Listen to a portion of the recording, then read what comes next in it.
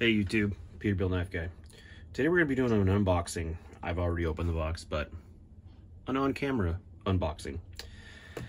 I went down to our local gun and knife store, and I was tempted to buy a gun, but because of California and the stupid 10-day waiting rules, I would have been able to pick it up on a Sunday, and they're closed Sunday and Monday, and I didn't want to have to wait, so I might have to postpone my gun purchase for a couple days. But looking through their knives, they do have a good selection of knives. It's the same place that I got this Buck 110 Slim Pro TRX thing that I'll be doing a re-review on, because I found it less than spectacular, but that's neither here nor there. I've never heard of this brand before, Silver Stag. After purchasing it, I did my research because, you know, why not do it backwards? And apparently they've been out for a while. God, almost 20 years now. But they are handcrafted, handmade knives, 100% made in the US, from locally sourced stuff. This model is a D2 steel. It's their slab series, which means that it has a full tang because there's two slabs. It's called their Bullnose slab. D2 steel, deer shed or elk shed. They go around and find actual sheds on the ground and then use them for their knives.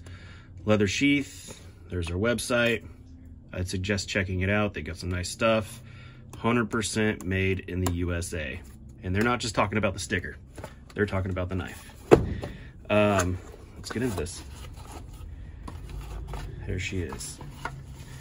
So, here's their brochure. Talks a little bit about it. Talks about their steels, their warranty, introduction. Their steel is, I've seen it two different numbers, but it's anywhere from 60 to 62 Rockwell on their D2. They do, everything they do has Stag. All their knife handles have Stag.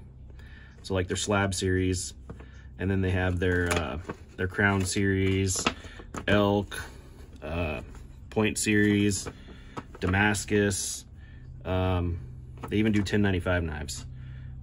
But I'm a D2 steel fan. So yeah, pretty cool. It's just a warranty card. These are not your cheap knockoff knives. These are not your gas station knives that you see. And you know, almost looking at it, it does kind of look like a gas station knife. It's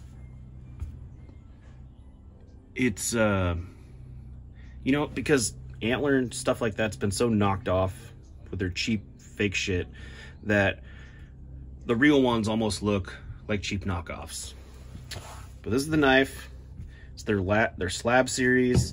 It's called, like I said, the Bullnose, because it has this bullnose essentially. It's got this unsharpened little swedge up here. It's not a piercer, but you know what? I'm not gonna lie. I put my edge on this already. It had a good edge on it, but not the edge I wanted. But I mean, this is not a piercing knife, but it's very slicey for being a bullnose. I mean, that's pretty good. I mean, especially after my edge. But yeah, out of the box, it would shave hair, but it wasn't where I wanted it. But now it is. So yeah, these are all handmade, D2, polished, which you're gonna be able to tell because my little fingerprint's been all over it. It's not mirror polished, but they are polished. They're these things are cut out on a water jet machine, and my neighbor showed up with freaking loud music, so you might be hearing that. But when you look at it, there's thinner, thicker, It's just because it's made out of real stag. These things are handmade. Other than being water jet cut, everything else is hand done, hand ground, hand polished, hand fit, and they do laser engrave their name on there, but who cares? You can see in the real bone how porous it is. That's the real deal there. I'm not sure, actually I highly doubt these things have been nope, they haven't. The antler that they use hasn't been what's the name for it, stabilized, but the way this is constructed, I don't see it being an issue. This is not a hard use knife. You could probably baton with it, but why would you? This is a skinning knife. This is a hunting knife. All belly. There's not a flat section of this knife. There's all belly. There's a little bit of belly and then a lot of belly. This thing's meant for skinning. This thing's made for getting in there and processing game. And I would imagine it would do fantastic. It is a little bit on the small side, but comfortable for what it is. You don't want to be using a big old monster knife for processing, you know, game 99% of the time. Maybe like a elk or a moose or something, you might want something bigger for quartering or whatever, but this thing's perfect. Size comparison, there's your Ontario, also in D2, excellent steel. Your 110, and I was watching a video and the guy was explaining, you know, a lot of people process games with 110, but when you're getting in there and gutting, you don't want to puncture anything, bladder, intestine, and ruin your meat. And these have very pointy tips. You can easily get in on puncture something. This one's not as bad. You could, but you do have to try. But if you get in there, put your finger like this, and just rip it, there's no chance of you tainting the meat by cutting something you shouldn't cut through. Let's get to the sheath. The sheath, I'm happy with and unhappy with for two reasons. One,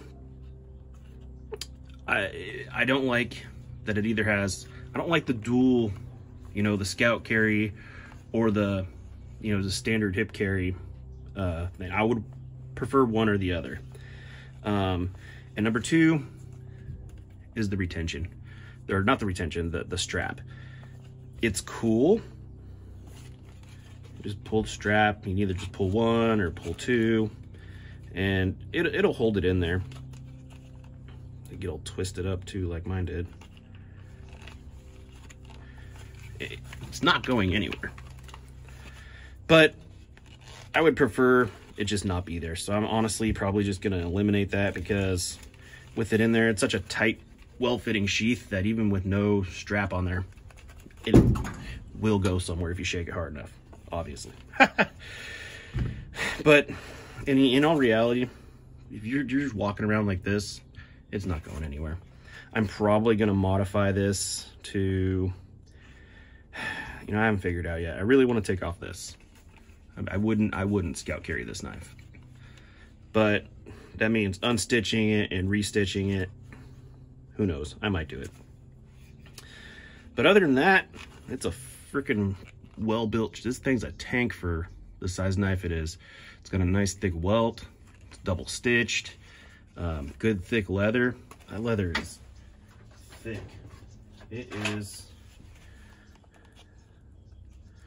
let's see how thick this stuff is. It's over 1/8 of an inch thick. That's pretty good. Oh yeah.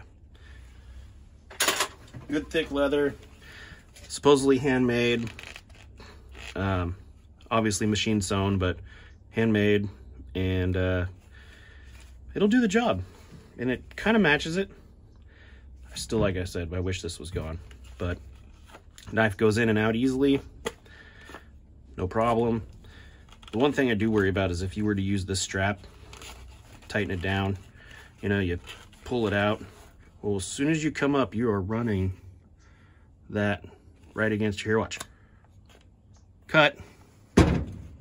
Bad idea. It's a good thing I was planning on taking that off anyways.